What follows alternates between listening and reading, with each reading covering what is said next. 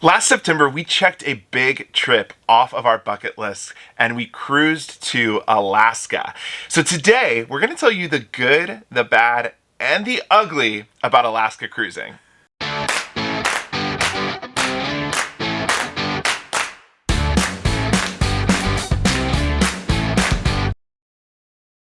Hey everyone, what's up? My name is Jordan. And I'm Jared. And we are JJ Cruise. Thank you so much for coming to the channel today. If you are here, hopefully you want to know a little bit more about the last frontier. We had the most amazing time in Alaska, but it wasn't quite what we expected. Yeah, there was a lot of parts of cruising to Alaska that we wish we knew before we went, and we had to find out. Well, we had a rude awakening. On the fly. We found out on the fly a lot of things about Alaska, and so if you're going to Alaska, you're going to have an amazing trip, but definitely watch until the end because we share a lot of tips, tricks, and just in general knowledge that we think you need to know for Alaska cruising. Before we get into the good, bad, and ugly, I want to invite you to subscribe to the channel. We are trying to get to 30,000 subscribers here, and we'd love to have you join a part of this. Also, while you're going and looking at the subscribe button, make sure you hit the thumbs up as well. And don't forget to hit the notification bell so that you never miss videos like these. Let's jump into the good, and there is so much good about Alaska. But of course, we can't talk about Alaska without talking about the views. The views are spectacular and very different than a lot of other cruises in the Caribbean and elsewhere. You have the views for a majority of your Alaska sailing. So you are going to be cruising through the Inside Passage, through a lot of different mountains and scenery, and it is just epic. It is just one of those views that feels like you're in a movie that you've been watching, but you're actually living it in real time.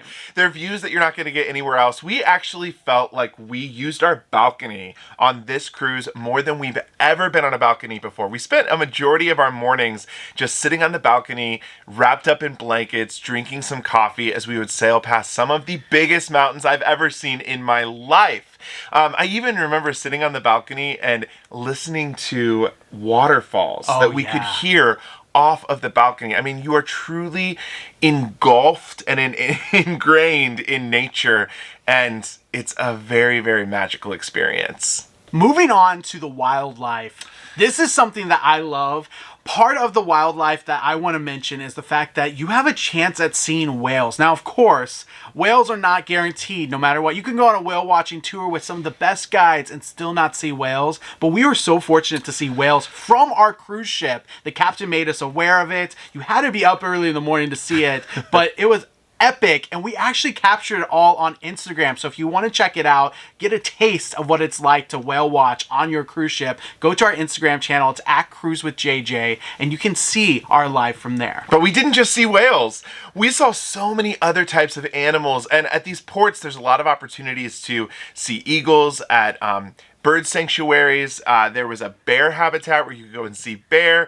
We were actually walking along a pathway in one of the ports when we saw thousands, and I mean thousands of salmon swimming upstream. That's not something that, you're going to see in, I don't know, St. Martin or Puerto Rico. So it was very different walking around these small Alaskan towns. We also saw a moose while we were there. It was really, really cool to see all these different types of animals, but I do agree, the whale watching was pretty epic. Remember when the sea lion poked its head out of the water just nonchalantly as we're walking back to the cruise? Epic. Epic. We also have to mention the unique experiences that you can have when you go on an Alaska cruise. Now, so much of the Caribbean involves a lot of very similar types of activities like snorkeling, scuba diving, beach days. You're not going to have those types of excursions and experiences when you go to Alaska. You're going to be able to go on excursions that are going to take you to glaciers. You're going to climb into a helicopter and you're going to go see even more epic views than what you're going to see on the ship. You're going to sled with Alaskan dogs. I mean, you're gonna truly be living your Alaskan fantasy when you're stopping at these ports and going to all of these different places. Also, the ports provide pretty unique shopping experiences too. They really do. There's a lot of great shopping, and the best part about it all is that you're all doing it while you have epic views around you at all times. So it is going to kind of really ingrain the fact that you're in Alaska and you never forget it. One of my favorite parts of being in Alaska is the fact that a lot of the food is freshly caught or freshly prepared right around you. Now, of course, this can be found in other places as well, but some of the cuisine in Alaska is just so unique, and I love it. For example, we went in Juneau to a local eatery that was freshly preparing halibut and salmon, and it was delicious. Salmon bakes are so popular, so if you love a good salmon, a good fresh salmon, or some other types of fish found in Alaska, you are bound to find the best of the best on your Alaska cruise. Also, if you're an Alaskan king crab fan, if you go to your local Applebee's and maybe order that, guarantee you it will be better in Alaska because it's also going to be fresh. So definitely try some Alaska king crab legs while you're there because those are also delicious. Another point, and this is probably one that is less talked about, and a lot of people probably don't even think about, but the fact that Alaska is a part of the US, if you are coming from the United States, you actually can use your cell phones.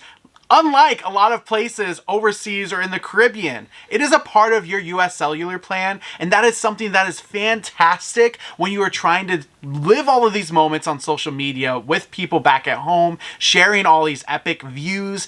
All of it is just fantastic to be able to do with your phone and take pictures and load them right away and not have to worry about doing it once you're back at home. Last but certainly not least, and this is not something that's going to be important for everyone. In general, there are less children on Alaska cruises. So when you go on an Alaska cruise, it's going to be a lot of adults and a lot of older adults as well. Not quite as many of those kiddos running around. We don't mind kids at all. We go on a lot of ships that are filled with kids. But if you are looking for a more adult experience, Alaska is typically going to provide you that type of experience with more adults and less children. Okay, now let's move on to the bad. And I just want to make a blanket statement here. This is very subjective. This was our experience. It's not going to be everyone's experience, but these are the things we wish we would have known before we left on our trip. The first one is the hours of operation. Now, Alaska operates on a different set of hours, and by that I mean you have to wake up really, really early to get in the most incredible views that you're going to see on the trip. There's nothing like those sunrises, honestly, on the ships. There's nothing like them. You want to wake up early, but that's very different than what the Caribbean is all about. And we rarely wake up early on any cruise, but when we are cruising to Alaska, we have to wake up early every morning. There's one day in particular on our cruise when we were cruising the Inside Passage, and we entered the Inside Passage around 5:30 a.m. You want to be awake for that entrance and that epic sail down the Inside Passage because the views are so magnificent. We actually did a time lapse of those views. You can click above to see that. Now, if you have to wake up early, then that must mean that you have to go to bed early to get up early. And that, of course, is something we didn't even think about when we cruised to Alaska. Most times when you're cruising, you want to have the most epic nightlife ever. In fact, you see sometimes the late shows, you go to the disco, have that hush silent party happening with those headphones. On this cruise, for Alaska sailings, it's not very happening. They might have activities available, but you might see just 2 people dancing in the club at night, which is so different than that in the Caribbean and something we didn't even think about. Makes sense now, but was not the experience we expected. Something else that's really important to know is the cost of going on an Alaska cruise.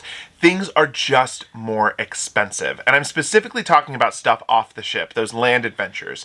Excursions can be very, very costly, especially if you do something like a helicopter excursion, which can be $500 to $2,000. Shopping is expensive. The cost of food, if you eat off the ship, is much more expensive. So this is just something to know when you're planning your budget for your trip. Again, we kind of went into this blind. We weren't really sure what to expect, and we wish we would have planned a little bit better financially to afford the opportunities and the excursions that we really wanted to take part of. Jordan really focused on the excursion part, but the actual price of an Alaska cruise is also pretty pricey. We only recommend having a balcony or above. Sometimes you can get a good deal on an inside room. We don't recommend it, but that is something that is also an unfortunate find when you look to book your Alaska cruise. Another point I have to mention, this doesn't apply to Jordan as much, so this is why I'm really taking this point on, is the time difference. If you are someone who needs to stay in the know with people back at home, whether that's your family, maybe you have someone you have to check in on every day, or maybe you have work, which is what I had, the time difference isn't something you take into consideration, and it is a bit of a difference if you're on the East Coast or even in Central Time. Just think of that, keep that in mind. If you're waking up early on your cruise to work, there's a chance that that's going to be 6 o'clock in the morning or earlier. This last point is something that I really found as opposed to Jordan. It didn't really apply to Jordan much, but if you have to keep in the know with someone back at home, whether it's for work purposes or maybe you have a family member you have to keep up on, the time difference does play a factor. And what I mean by that is a lot of times early in the morning is going to be, later in the day. And then at night in Alaska, it's already in the middle of the night back at home, especially for those on the East Coast. It really applied to my work. But the good news is I was able to get off at 2 o'clock. Now it is time for us to talk about the ugly. Now, I hate using the word ugly when talking about such a beautiful, beautiful place. But there is one thing about Alaska cruising that can be quite ugly, and we were actually very fortunate to not experience this. Well, we experienced it for a small sliver of our cruise, and that is bad weather. This weather factor really can put a damper on your cruise because it could eliminate all views. That is right. You could see nothing on your Alaska cruise. You couldn't see the mountains. You couldn't see the gorgeous, amazing views of glaciers. All of that could go away if it's just bad weather. Now, of course, we didn't experience a lot of this. We had one rainy day in Juneau, which we still had an amazing time. And I want to emphasize this. You can still have an amazing cruise no matter what. But it is ugly because you can't predict it. You could go on an Alaska cruise in the best time of summer, and it still turned to be a rainy day, cloudy, foggy, whatever it is, and not have as good of views as you could. Now, the reason this is plays such a big factor here is because down in the Caribbean, ships can easily move around ports, change the ports up, and go around storms.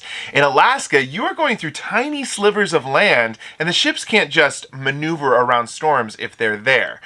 So during the middle of the summer or the fall, you might encounter, lots of rain. The later in the season, lots of snow, and the ships can't do anything about it. So you are just kind of stuck with whatever weather you get. And that is the kind of thing that makes, this experience a little bit ugly. Yeah, there is a chance they could redirect and not go in an inside passage or one of those narrow waterways. And you just have to be okay with it and know that's part of cruising. So that's the ugly. Let us know what your thoughts are in the comments below. We want to hear from you. Have you done an Alaska cruise? Are there more tips that we missed that you really want to share with others? Comment them below. Or if you're looking to cruise to Alaska and you have questions, put those questions below. We'll be glad to answer them. As always, we're more than happy to help you plan your Alaska cruise. You can always email us at jj@lovelandandSea, as we are both travel agents as well as YouTubers. But thank you so much for watching today. Don't forget to hit the subscribe button. And until next time, see ya!